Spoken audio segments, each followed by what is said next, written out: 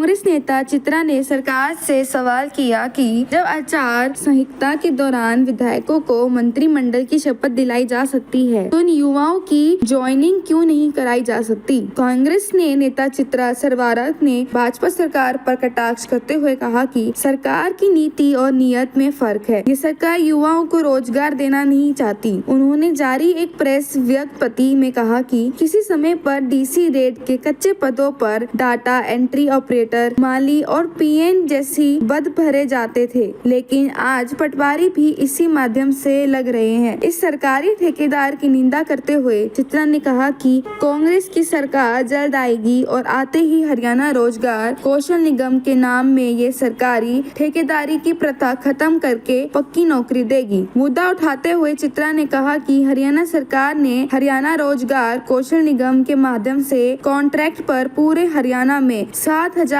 के करीब भर्ती निकाली, जिसमें प्रार्थी चुन गए। हरियाणा रोजगार कौशल निगम HRKN एक सरकारी हेड हंटिंग एजेंसी है जहां पर बच्चे अपनी क्वालिफिकेशन चढ़ाते हैं और समय दर समय सरकार की तरफ से उन्हें एक मैसेज आता है कि किसी न किसी टेम्परेरी जॉब, एक ठेकेदारी की नौकरी की तरह आपको डीसी रेट पर कहीं रखा जा रहा है। एक समय हुआ करता था जब डीसी रेट का मतलब हरियाणा के अंदर होता था डेटा एंट्री ऑपरेटर या कोई छोटे मोटे काम, पीएन की नौकरी या इस तरह के। और आज ये समय आ गया है भाजपा के 10 साल के राज के बाद कि आज डीसी रेट के ऊपर पटवारी भी हरियाणा में रखे जा रहे हैं। आज पटवारी की नौकरी भी कच्ची है और डीसी रेट के ऊपर है। हम समझते हैं ये बहुत ही दुखद हालात पे आज हरियाणा खड़ा हुआ है और पूरी गवाही है इस बात की कि भाजपा के कुशासन के अंदर बेरोजगारी किस हद तक आ गई और सरकार की कोई भी नौकरी देने की मंशा नहीं है। HRKN से जुड़ा एक कमाल का मामला भी सामने आया है। सालों साल की पेपर लीक होने के बाद मुश्किल से 7,000 नौकरियां सरकार ने निकाली, जिसके अंदर टीचर्स भी हैं और पटवारी भी हैं। इसमें से कुछ पटवारी जो अभी सिलेक्ट हुए, 7,000 लोगों को 15 तारीख की शाम को एक मैसेज आता है उनके फोन पे कि आपको सिलेक्ट कर लिया गया है एक कच्ची नौकरी के लिए जहां आपको डीसी रेट पर रखा जाएगा। आप कृपया करके अपना ऑनलाइन पंजीकरण करिए और 30 से पहले ज्वाइन कर लीजिए।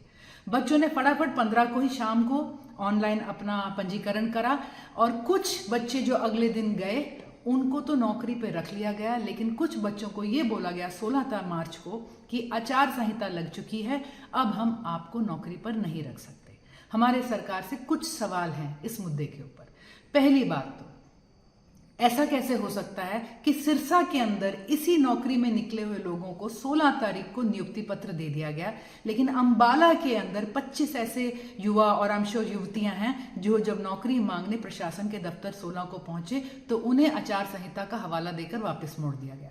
दूसरा सवाल हमारा प्रशासन से और सरकार से ये है कि जब आचार संहिता के अंदर MLAs को मंत्रिमंडल की शपथ दिलाई जा सकती है तो इन बेचारे गरीब लाचार युवाओं को नौकरी पर क्यों नहीं रखा जा सकता, और वो भी कच्ची नौकरी पर, जब वो सारी की सारी डॉक्यूमेंटेशन और सारी फॉर्मेलिटीज विद इन टाइम कर चुके हैं। हम सरकार से ये भी पूछना चाहेंगे कि अगर इन बच्चों को अभी प्रशासन ने ज्वाइन नहीं करने दिया आचार संहिता के चलते और 30 तारीख लंघ गई तो क्या इनकी नौकरी बरकरार रहेगी कि हट जाएगी? इसका कौन जवाब देगा? इसका कौन जिम्मेवार है? और हमारा आखिरी सवाल सरकार से ये भी है आज इस मुद्दे से जुड़ा हुआ कि इन बच्चों को लाजमी है, ज्वाइनिंग नहीं हुई तो इनको तनख्वाह भी नहीं मिलेगी। अब तनख्वाह नहीं मिलेगी, आधे बच्चे जो इस श्रृंखला में निकले हैं वो तो 2 महीने चुनाव की अपनी पूरी तनख्वाह लेंगे। ये जो बच्चे बाहर खड़े हैं आज आपके दरवाजे के, इनकी तनख्वाह का क्या होगा?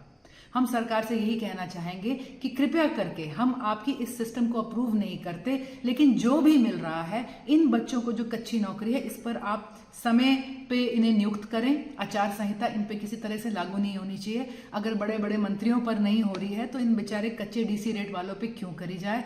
और हम सरकार से ये कहेंगे, हम चाहेंगे आप ये प्रथा बंद करके HRKN की आप स्थायी पक्की नौकरियां लाएं।